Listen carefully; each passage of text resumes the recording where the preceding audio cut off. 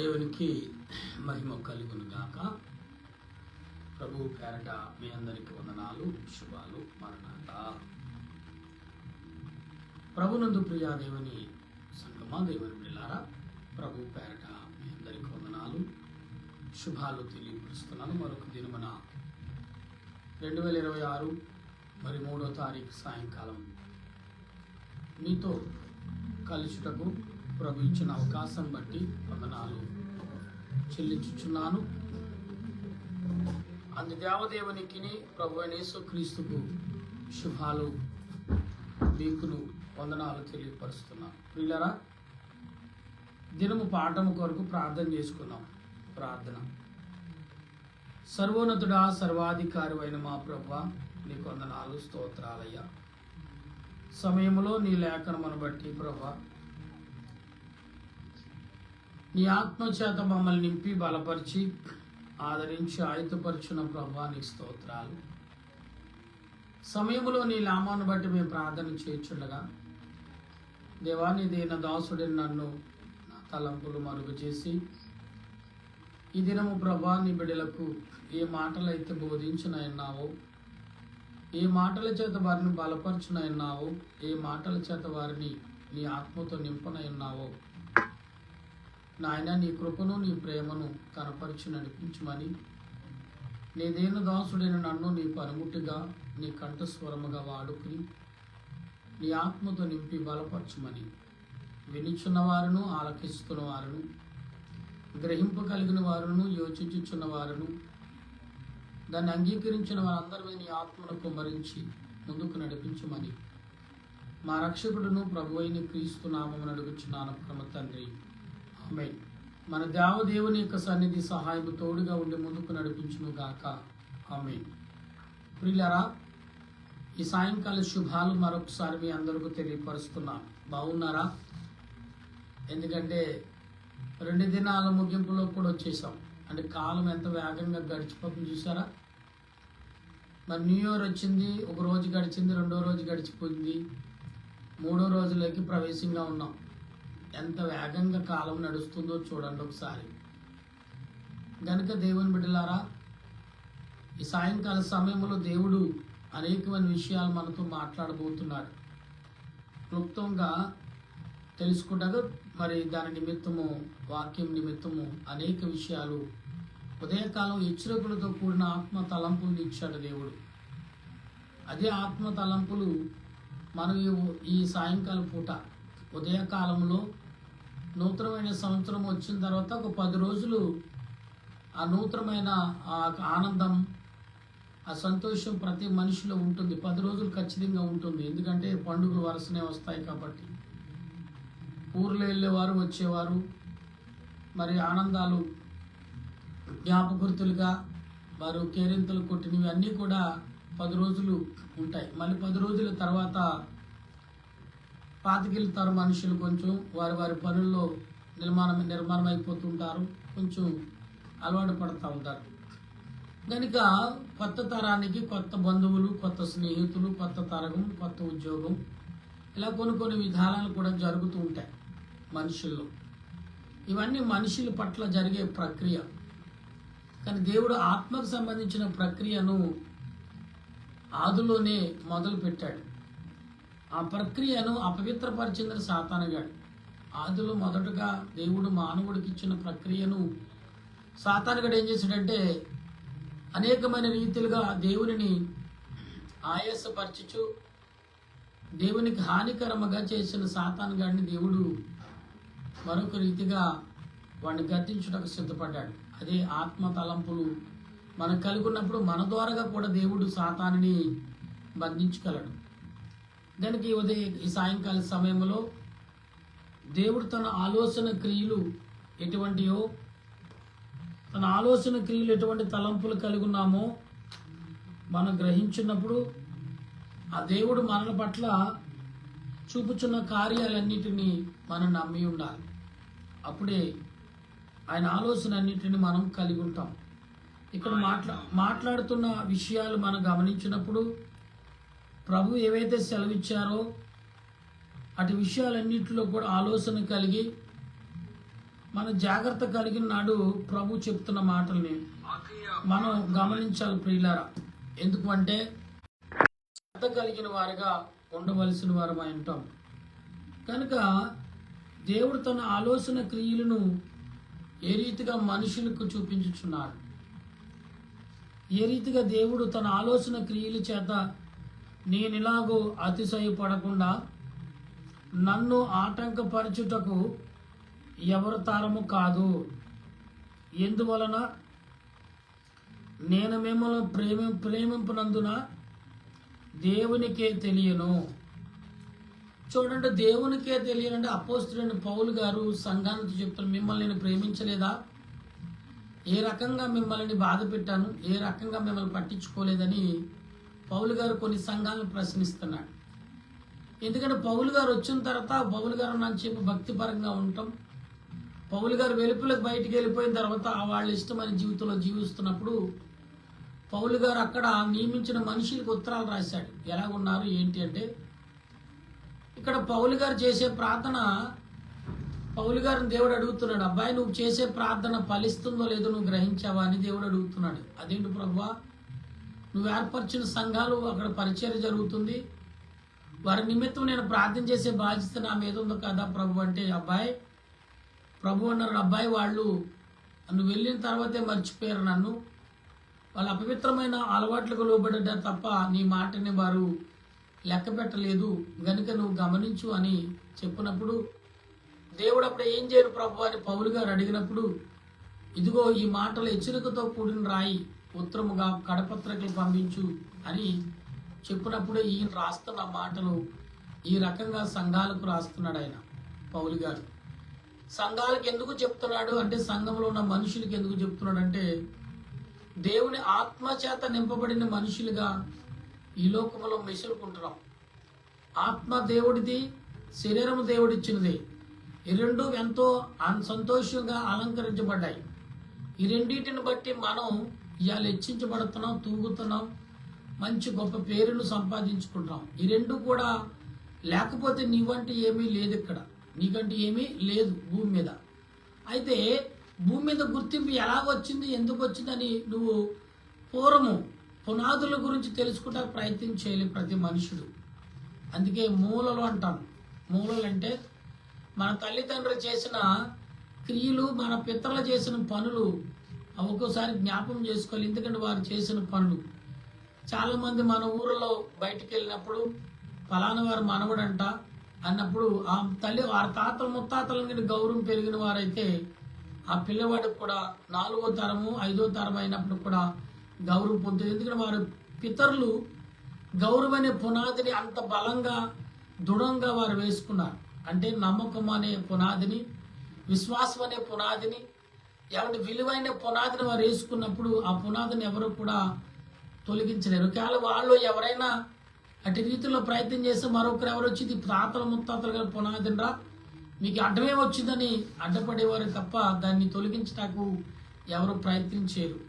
చేయలేనప్పుడు వాళ్ళు అలాగే 4-5 తరాలు కాపాడుకుంటూ వస్తున్నారు.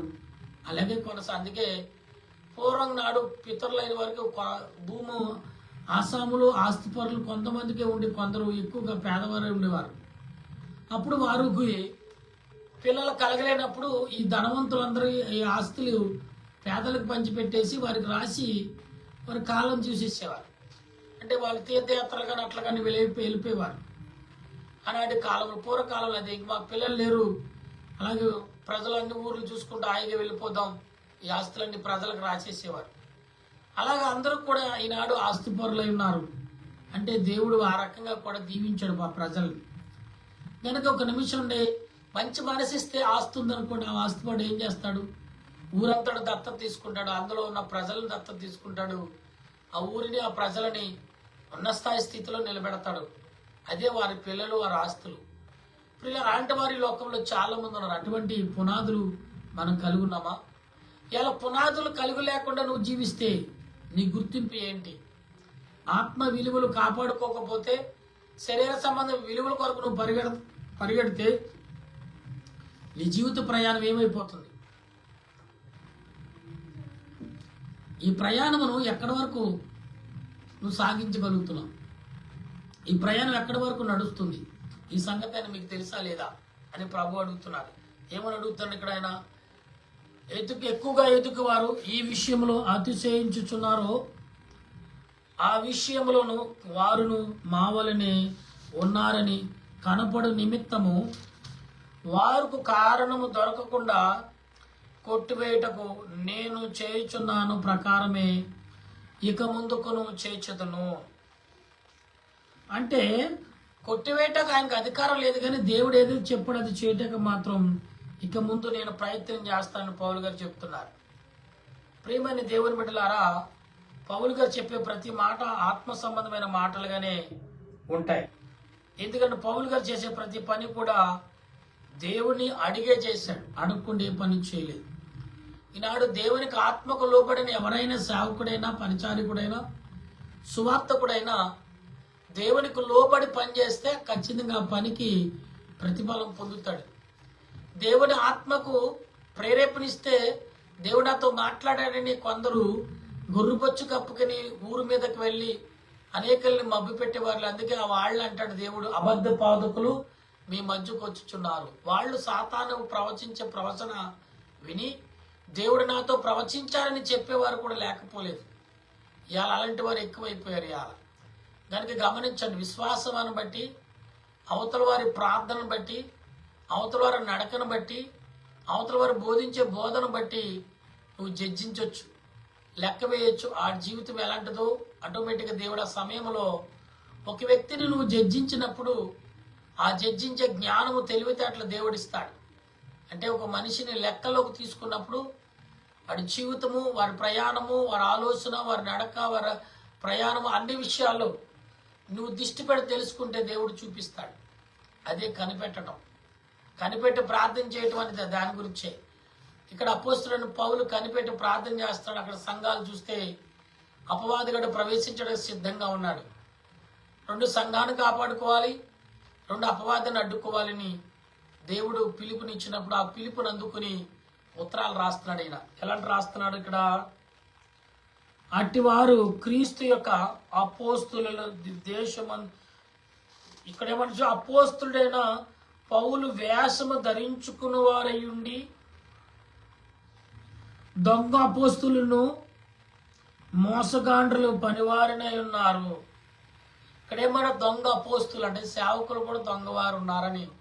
అపోస్తుల్లాగే ముసుగు ధరించుకుని, నేను అన్నాను కదా గొర్రెబొచ్చు ధరించుకుని మీ మధ్యకు వస్తారని, ఇలా ప్రవేశించడానికి సిద్ధంగా నా పౌలు గారు దేవుడి కళ్ళు తెరిపించి ఉత్తరాలు రాస్తున్నాడు. మీరు ఎలాలో ఉన్నారేమో, దేవుడి కోపానికి గురైపోతారు. జాగ్రత్త, కలుంటే మార్చుకోండి, మంచిదే.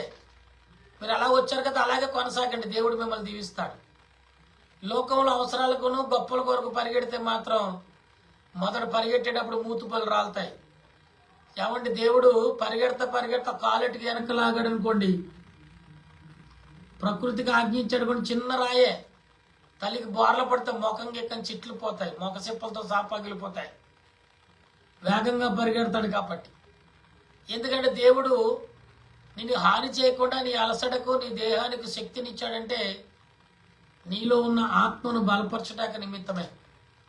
అదేది లేకుండా ఈ లోక సంబంధంగా అపోస్తుడి వలె ముసుగు ధరించుకుని ప్రజల మధ్యకు వస్తే ఎప్పుడో ఒక రోజున ఏ ప్రజలైతే నువ్వు బోధిస్తున్నావు అదే ప్రజలు నీ మీద తిరగబడి నువ్వేమై ఉన్నావో, అసలు నీ రూపమేంటో కూడా తెలియకుండా నీ పేరుని, ఏ పేరుని హెచ్చించారో, ఏ పేరుతో నువ్వు ప్రకటించి అదే పేరుని లేకుండా చేస్తారు ప్రజలు. అంటే ప్రజలకు దేవుడు బలాన్ని ఇస్తాడు. అవునండి, తుప్పుపట్టిన కత్తి కమ్మరవాడి దగ్గరికి వెళ్తే పదునైన కత్తిగా మారుతుంది. నీ జీవితం నాశనమైన జీవితాన్ని దేవుని చేతిలో పడ్డావు, 2 అంచుగల వాడిగల ఖడ్గంగా మార్చాడు దేవుడు. ఇప్పుడు నువ్వు 2 పక్కల పదులున్న కత్తిగా ఉన్నావు. బోధించేవాడుగా, ప్రార్థించేవాడుగా, సాతానుని గద్దించేవాడిగా ఉండాలి తప్ప దేవునికి వ్యతిరేకమైన పనులు చేసేవాడిగా ఉంటే మాత్రం చూస్తూ ఊరుకోడని ఈ కడవరి దినాల దేవుడు చెప్తున్నాడు. ఇక్కడ ఏమంటున్నాడంటే, ఆశ్చర్యము కాదు, సాతాను తానే వెలుగుదూత వేషము ధరించుకొనుచున్నాడు. ఇక్కడేమన్నాడు? మీరు ఇక్కడ సాతానుగాడు వెలుగుతూతో వేషం ధరించుకుని మీ మధ్యకు వచ్చేసాడు. అవును, పౌలు గారు గమనించాడు ఈ మాట. అందుకేమన్నాడు, ఇదిగో మీ మధ్యన మీ దగ్గర ఉన్నవాడు దేవుని ఆత్మ కాదు, సాతాను యొక్క దురాత్మ వెలుగుదూత వేషం వేసి మీ దగ్గర సంచరిస్తున్నాడు, గమనించుకోండి అని ఒక లేఖ రాశాడు. పౌలు గారు రాత చూశారు, పౌలు గారు మాటలు చూశారు, కంగు తిన్నారు ప్రజల సంఘాలు. ఇదేంటి అంటే దేవుడే వర్తమానం పంపించాడు పౌలు గారు. పౌలు, నువ్వు అనేక రకాల కన్నీరు కారుస్తున్నావు, నువ్వే సంఘాలు అయితే నియమించావో, ఏ సంఘాలు నిర్మాణం చేసి వచ్చావో, ఆ సంఘాలుగా సంఘం మాత్రం పేరు మాత్రమే ఉంది, కానీ సంఘములో అభివృద్ధి లేదు, సంఘములో ఎవరు కూడా విశ్వాసంగా లేరు, ఉన్నవారు కాస్త కోల్పోతున్నారు, అపవాదికి లోబడుతున్నారు, గమనించినప్పుడు ఈయన వెళ్ళలేక, వెళ్ళే సమయం లేక ప్రార్థన చేసి ఉత్తరాలు రాస్తున్నాడు. ఆ ఉత్తరాలు కొందరు సరిచేయబడ్డారు, కొందరేమో ఉత్తరాలు పంపనేని ఎప్పుడు వస్తాడో ఎదురు చూశారు. ఎందుకంటే ఆయన కోపము ఏ రకంగా ఉంటుందో, పౌలు గారు ఏ రకంగా గద్దిస్తాడో భయపడేవారు కొందరు మారి పౌలు గారి నిమిత్తం పౌలు గారి ప్రార్థనలు ఏకమై ప్రార్థన చేసిన వారు కొందరు. ఎందుకు ఈ కడవరి దినాలు దేవుడు ఈ రకంగా మాట్లాడతాడంటే, వెలుగుదూత వేషం వేసుకుని దేవుడు నాతో మాట్లాడాడు, కనపడ్డాడమ్మా, నీ కుటుంబాన్ని దర్శించమని చెప్తున్న వచ్చేవాళ్ళు కూడా లేకపోలేదు. వస్తున్నారు, వచ్చిన మటుకు దండుకుంటున్నారు, వెళ్తున్నారు. నిజమైన సేవకుడు దండుకుంటాక రాడు, నువ్వు పిలిచినా కానీ గమ్మున రాడు. ఎందుకంటే ప్రార్థన చేయకుండా నీ గుమ్మం దొక్కడు. ఇవాళ బలాన్ని సేవకుడు వచ్చాడంటే అది అపవాది సంబంధం కాడు. సేవకుడైన రూపం అలాగే ముసుగు కప్పుకొని ఏమంటే అక్కడ పౌలు గారు ఇదిగో ముసుగు కప్పుకొని వాడు ప్రజల సంఘాల్లో ప్రవేశించాడు, అలాగే నీలోకి ప్రవేశిస్తాడు. నీ ఇంటిని నాశనం చేయటకు, నీ కుటుంబాన్ని నాశనం చేయటకు ముసుగు కప్పుకుని సాతానుగాడు వస్తున్నాడేమో. సేవకుడు వచ్చేవాడు ప్రార్థన లేకుండా రాడు. రావాలంటే అమ్మ నాకు సమయం కావాలి, టైం పడుతుందని చెప్తాడు. వచ్చినంటే ఫోన్ చేసిన వచ్చేస్తానని బండి ఎక్కేసాడు అనుకోండి, అతడు నిజమైన నీవిచ్చే ధనం కొరకు, నువ్విచ్చే ఆతిథ్యం కొరకు వస్తున్నాడని లెక్కేసుకోండి. ప్రియులారా, దేవుని సేవకుడు, నిజమైన సేవకుడు ఆతిథ్యం వైపు చూడవు, ప్రభు వైపు చూస్తాడు. పోషించేవాడు ఆయనే, నడిపించేవాడు ఆయనే, కార్యం చేసేవాడు ఆయనే. కేవలం నిమిత్త మాత్రుడే సేవకుడు. అటువంటి వాళ్ళని నమ్మండి, ప్రార్థించేయండి, ఫలిస్తారు, దీవించబడతారు. కఠినంగా మాట్లాడుతున్న తల్లిదండ్రుల మాటలు ఏ పిల్లలైతే వినలేదో వాడు దేశదిమ్మరు అవుతాడు. కఠినంగా మాట్లాడి ఆ మాటలకు లోబడి నా తండ్రి నా కోసమే చెప్పాను సరి చేసుకున్నాడా, వాడు ప్రపంచంలో మహాధనవంతుడు, మహాజ్ఞానవంతుడు, మహా ఉన్నత స్థాయి స్థితికి ఎక్కుతాడు. గమనించు, నా పిల్లవాడు ఏడ్చాడని ఒకడు, నా పిల్లవాడు నాకు లేక పుట్టాడని మరొకడు, నా పిల్లవాడు దేవుడిచ్చిన బహుమానం భద్రంగా పెంచితే నీకు ఇచ్చిన బహుమానం దేవుడు ఏ రకంగా చూస్తాడు గమనించండి. చిన్న ముళ్ళు పెట్టినా తట్టుకోలేకపోతే అప్పుడు నిన్ను ఎవడ పెట్టుకోమడంత ప్రేమ ఇచ్చింది నేను, కలిగజేసింది నేను, నీకెందుకంత, నాకు లేదా, నాకు తెలియదా, ఎలా పెంచాలని దేవుడు అడిగితే నీ దగ్గర సమాధానం ఉందా? నువ్వు అడిగానా, ఇవ్వమంటే ఇచ్చావా? మరి ఇచ్చావు, నీ బిడ్డ కాబట్టి నేను పెంచుతున్నాను, ప్రేమగా పెంచానంటే ఎంతవరకు ప్రేమ ఉండాలి? అతి ప్రేమ ప్రమాదకరం. అందుకే పామైనా, విషమ జంతువైనా, మృగమైనా ఎంతవరకు చూడాలి అంతవరకు చూడాలి. మృగం కాదా నాతో స్నేహం చేస్తుందంటే ఏదో ఒక రోజున నీ రక్తాన్ని రుచి మరుగుతుంది, అది నీ రక్తాన్ని చూస్తూ కళ్ళ చూస్తుంది, నేను నవ్వులేస్తుంది. అది గుర్తుపెట్టుగా సాతాను గారు అదే చెప్తున్నాడు, పౌలు గారు అదే చెప్తున్నాడు ఇక్కడ. సాతాను గారు అలాంటి వాడు, నీ పక్కనే ఉంటాడు, గద్దించే సింహం వల్ల నిన్ను కవిలించేస్తాడని చెప్తున్నాడు. ఇక్కడ ఏమన్నాడంటే చూద్దాం ఒక మాటను. కాపరుకులను నీస్తు ధరి, ఇక్కడేమన్నా చూడండి, ఇక్కడ ఆశ్చర్యము కాదు, సాతాను తానే వెలుగు దూత వేసుకుని వేషము ధరించుకునిచున్నాడు కనుక వారి పరిచారికులను నీతి పరిచారికులు వేషము ధరించుకుని గొప్ప సంగతి కాదు, వారి క్రియలు చొప్పున వారికి అంతము కలుగును.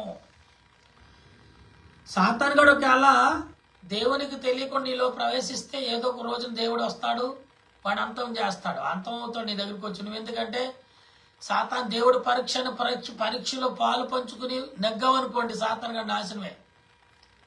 నువ్వు గ్రహించేవాడు ఎటు చూసినా సాతానుడికి అన్యాయమే జరుగుతుంది నీ దగ్గరికి వచ్చినప్పుడు. నువ్వు దేవుడి పరీక్ష, ఆ పరీక్షలో పాస్ అవుతావు, ఆ పరీక్షల పేర్లు నువ్వు నగ్గుతావు.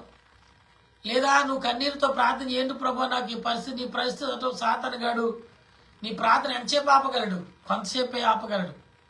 దివరాత్రం ప్రార్థన చేసి ఏదో ఒక సమయంలో ప్రార్థన దేవుడి దగ్గరికి వెళ్తుంది. ఆ ప్రార్థన ద్వారా ఏంటో అంటే వర్తమానం దూతను పంపుతాడు.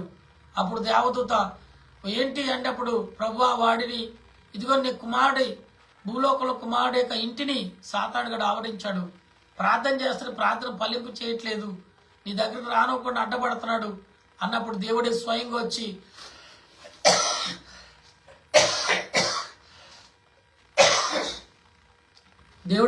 సాతానుని గద్దించి నాశనం చేయగాడు. అటువంటి ప్రార్థన నడిపింపు మనకు కలిగి ఉండాలి.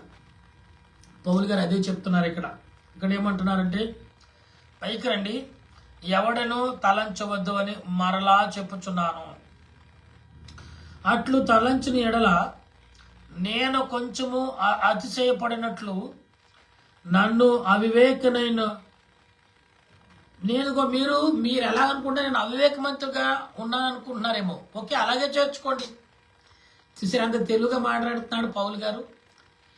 మీరు ఎలాగనుకున్నారు అలాగే నేను చేర్చుకోండి. మూర్ఖుడిగా ఓకే రైటు, అవివేకిని ఒకే చేతకాని వాడిని, అసలు ఏమి రానివాడిని అలాగే చేర్చుకోండి అన్నాడు. ఎందుకంటే పౌలు గారు ఏ రకంగా మీరు చేర్చుకుని నేను వస్తాను మీ దగ్గరికి. కొందరు వద్దని, కొందరు రమ్మని పిలిచిన వారు కూడా ఉన్నారు. పౌలు గారు రమ్మని వారు, ప్రేమతో పిలిచేవారు. ఎందుకు వద్దంటారు దాన్ని గమనించి ప్రార్థన చేస్తే సాతానుతో కట్టబడి సాతానుతో నింపబడిన వారు భయపడుతున్నారు పౌలు గారి గురించి.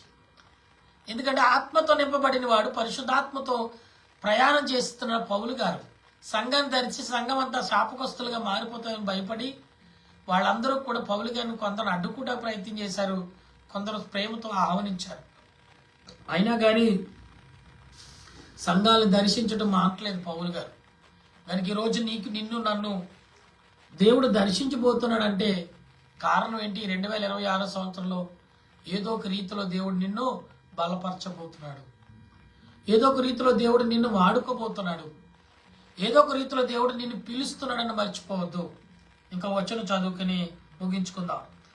నేను చెప్పుచున్నది ప్రభువు మాట ప్రకారం చెప్పలేదు కానీ ఇట్లు అతిశయపడుటకును ఆధారము కలిగి అవివేక వలె చెప్పుచున్నాను. అనేకులు శరీర విషయములను అతిశయపడుతున్నారు గనుక నేనును అలాగునే అతిశయపడుతును. చూసారండి, మనము ఈ 11వ వచనంలో 3 ప్రసంగాలుగా విడగొట్టాను నేను. అంటే విలువగా వివరంగా చెప్పాలనే ఉద్దేశంతో ఇలాగా 3 ప్రసంగాలుగా నేను మీకు వివరిస్తున్నాను. ఈ రోజు మరి 10 వచనం నుంచి 18 వచనం వరకు ఈరోజు వివరించాను. ఉదయకాలం ఉన్నది మీకు వివరిస్తాను. ఎందుకంటే ఇక్కడ నేను అతిశయపడి నేను రావట్లేదు, ఆశపడి రావట్లేదు. మరి అనుకోండి అలాగని, కానీ నన్ను చేర్చుకోండి అన్నాడు. చేర్చుకున్న తర్వాత పౌలు గారు చేసే కార్యాలు చూస్తే మర్చిపోతుంది మీ అందరికీ. నిజంగా ఆ చరిత్ర మనం 1-2 సార్లు చదివితే పౌలు గారి చరిత్ర ఒన్నులో వణుకు పడుతుంది ప్రతి మనిషికి, సేవకుడికైనా క్రైస్తవుడికైనా సాటి మానవుడికి. పౌలు గారు అంతగా ఆ దేవుని ఆత్మచేత నింపబడ్డాడు. అవునండి, పౌలు గారు చేసిన పనులు ఈ 12 మంది శిష్యులు కూడా చేయలేపారు. అంత బలమైన ప్రార్థన, అంత బలమైన దృఢ నమ్మకం పౌలు గారు కలిగి ఉన్నాడు. ఎందుకంటే ఆయన ఆత్మ తలంపులతో నింపబడిన వాడు, దేవుని కార్యాల కొరకు దేవుని కొరకు అర్పించుకున్న వాడు, స్థిరపడిన వాడు, నియమించబడిన వాడు, నియమాన కొరకు పరుగెత్తేవాడు, దేవుని కొరకు పరుగులెత్తేవాడు, దేని కొరకు ఆలోచించండి. నాకు బాగా ఇద్దరు కనబడతాడు ఈ సమయంలో. ఒకటి బాప్తీసు ఇచ్చి యోహాను గారు ప్రాణానికి తెగించాడు. ఆయన దేని కొరకు భయపడలేదు. 2 యోహాను గారు. మరి ఇక్కడ యోహాను గారు కూడా ఆత్మ సంబంధుడిగా యవనుడిగానే ఆయన మరణించటం మనం చూస్తాం. అంటే యవన కాలంలోనే వీరందరూ కూడా హతసాక్షులయ్యారు. పౌలు గారు చెప్పే మాటలు ఇన్ని సంఘాలకి ఎందుకు దేవుడు పౌలు గారి చేత కట్టించాడంటే స్వరూపుడు కాబట్టి, ఆత్మరూపుడు కాబట్టి, దేవుని స్వయముగా చూసిన వ్యక్తి కాబట్టి, దేవుడి యొక్క స్వరూపం చూసిన వ్యక్తి ఎవరు? పౌలు గారు.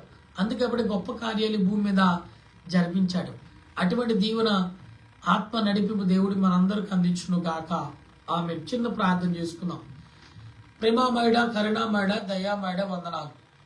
మనుషులుగా మేము జీవిస్తున్నప్పటికీ నీ ఆత్మతో కట్టుటకు ఈ 2026లో అనేక హెచ్చరికలతో కూడిన మాటలు మాకు అందిస్తున్నాం. పౌలు గారు చెప్పిన మాటలు, పౌలు గారు చేసిన ప్రసంగాలు, పౌలు గారు చెప్పిన వర్తమానాలు, పౌలు గారు పంపించిన కడపత్రికలు భయమును పుట్టించిన ప్రజలకు.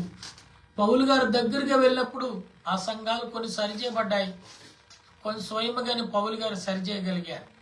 ఈనాటి వరకు ఆ సంఘాలు సజీవంగానే ఉన్నాయి. అందుకు నీ వందనాలు చెల్లిస్తూ స్తోత్రాలు చెల్లిస్తున్నాను. ఈనాడు మరి మా ద్వారా అనేక సేవకుల ద్వారా కొన్ని సంఘాలు, నూతనమైన సంఘాలు నియమిస్తూనే ఉన్నాం, బలపరుస్తూనే ఉన్నాం. ఇదిగో దేవా, మరణాత ప్రార్థన సన్నిధిని బయలుపరిచావు, దానిని కొనసాగిస్తూనే ఉన్నాం. బైబిల్ మిషన్ యొక్క పరిచారకుడిగా మరణాత ప్రార్థన సన్నిధిని నిలుకొలిపి ఆ నామకారాన్ని చేసి ఇంకా ప్రార్థనలో కొనసాగుతున్న ఈ దీన సేవకుడు నన్ను, నా ప్రార్థన నడిపింపును ఆలకిస్తున్న తండ్రి వందనాలు. ఇదంతా నడిపించింది నీవే, నా చిత్తము ద్వారా కాదు, నా ఉద్దేశం ద్వారా నేనేమి చెప్పలేను ప్రభా. మట్టివాడిని, ఉట్టివాడిని, నాలుగుండి నత్తివాడిని, నోరుండి మోగవాడిని, కళ్ళుండి గుడ్డివాడిని, చెవులుండి చెవిటివాడిని అయి ఉన్నాను. మనసుండి లేనివాడిగానే జీవిస్తున్నాను. కానీ అన్నిటినీ నువ్వు వాడుకుని నీ బిడ్డలతో మాట్లాడినందుకు నీ వందనాలు, స్తుతులు, స్తోత్రాలు చెల్లిస్తున్నాను. విన్నవారును, వినుచున్నవారును, గ్రహించుచున్నవారును, ఆలోచించేవారు, ఆలోచింప చేయుచున్నవారు నీవేని నమ్ముచు నేను స్తుతిస్తున్నాను. నా దేశాన్ని, నా దేశ ప్రజలను, నాయకులు, పెద్దలు, చిన్నలు, వృద్ధులు, ఎవరను, మిలిటరీ వారు, పోలీస్ శాఖ వారు, డాక్టర్లు, నర్సులు, పారిశుద్ధ వారు, కార్మికులు, రైతులు, గర్భిణీ స్త్రీలు, బాలింతరాలు, గుడ్డివారు, చెవిటివారు, మోగవారు, వికలాంగులు, అవయవం లేనివారు, అనాథలుగా అభాగ్యులుగా ఉన్నవారు, ఉద్యోగాలు లేక అల్లాడుతున్నవారు, ఉద్యోగులకు ఎదురు చూస్తున్నవారు, సంతానం కొరకు, వివాహం కొరకు, ఆర్థిక పరిస్థితుల కొరకు, జీవితంలో అవదేవుల కొరకు, లావదేవులతో నలిగిపోతూ బాధపడుతూ చింతిస్తున్న వారికి, పాడిని పంటను నమ్ముకుని జీవిస్తున్నవారు, భూమిని నమ్ముకునేవారు, ప్రకృతిని నమ్ముకునేవారు, నాయన అనేక రకాల వృత్తులు కలిగిన వారు అందరూ నీ చేతులకు అప్పగిస్తూ ఈ సాయంకాల సమయంలో ఈనాడు సుఖనది నుంచి ఉదయకాల పని పట్ల తోడుగా ఉండి నడిపించి ప్రయాణంలో ఎందుకు, ఆలోచన ఎందుకు, ఉద్యోగులు అన్ని విషయాల్లో ఆదరణ దయచేసి ఈ సాయంకాలం ఎలాగున ప్రార్థించే కృప దయచేసినందుకు వందనాలు చెల్లి. దేని దాకుండా నన్ను, నా కుటుంబాన్ని, పరిచర్యను బలపరిచి దీవించమని, మరణాత ప్రార్థన సన్నిధిని వర్ధిల్లి చేయమని యేసయ్య క్రీస్తు నామని అడిగి ప్రార్థన చేయుచున్నాను పరమ తండ్రి, ఆమేన్. పరలోక మా పరమ తండ్రి, నామను పరిశుద్ధపరచునుగా, నీ రాజ్యం వచ్చును, నీ చిత్తం పరలోకం ముందు నెరవేరినట్లు భూమి మీద నెరవేరిన గాక మానుదడం ఒక దైత్యం. ఇప్పుడు ఆ ప్రార్థన చేసిన వారిని క్షమించిన ప్రకారం ఆ ప్రార్థన క్షమించి మమ్మల్ని శోధన కింద తప్పించము. రాజ్యము, శక్తి, మహిమ నిరంతరం నా తండ్రి, ఆమేన్. ఏసరత్వమే జయం, అపాదిలో ప్రవేశరత్వమే జయం, అపాదిలో ప్రవేశ సంపూర్ణ విజయం, అపాది గంతకు నాశనం. హల్లెలూయా, హల్లెలూయా, స్తోత్రం, స్తోత్రం. ఆమేన్, ఆమేన్. దీవెన మన తండ్రి అయిన దేవుని ప్రేమ, త్రియేక దేవుని రక్షణ, పరిశుద్ధాత్మక ఆదరణ ఇప్పుడు ఎల్లప్పుడు సదా తోడుగుండా నా రాకడకు వాళ్ళందరూ సిద్ధపరచును గాక. ఆమేన్. మీ అందరికీ వందనాలు.